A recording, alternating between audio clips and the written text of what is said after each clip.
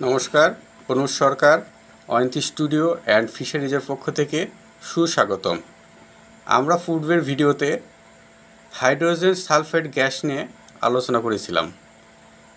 আজকে আমরা আলোচনা করব হাইড্রোজেন সালফাইড গ্যাস কী কারণে হতে পারে বা এর উৎস কী।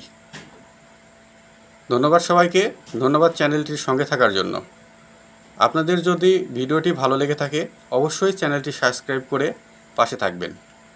1 নাম্বার, পুকুরের তলদেশের জৈব পদার্থ যেমন পচা পাতা, মাছের মল ইত্যাদি এসব পচনের ফলে এই গ্যাসের উৎপন্ন হয়।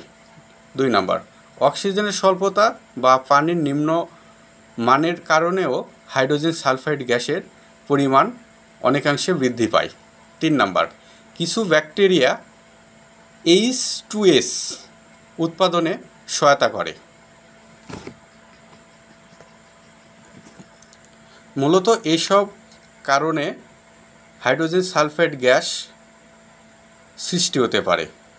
ধন্যবাদ সবাইকে, ধন্যবাদ। পরের ভিডিওতে হাইড্রোজেন সালফাইডের প্রভাব ও নিয়ন্ত্রণ ও প্রতিকার নিয়ে আলোচনা করব। থ্যাংক ইউ সবাইকে, থ্যাংক ইউ চ্যানেলটির সঙ্গে থাকার জন্য।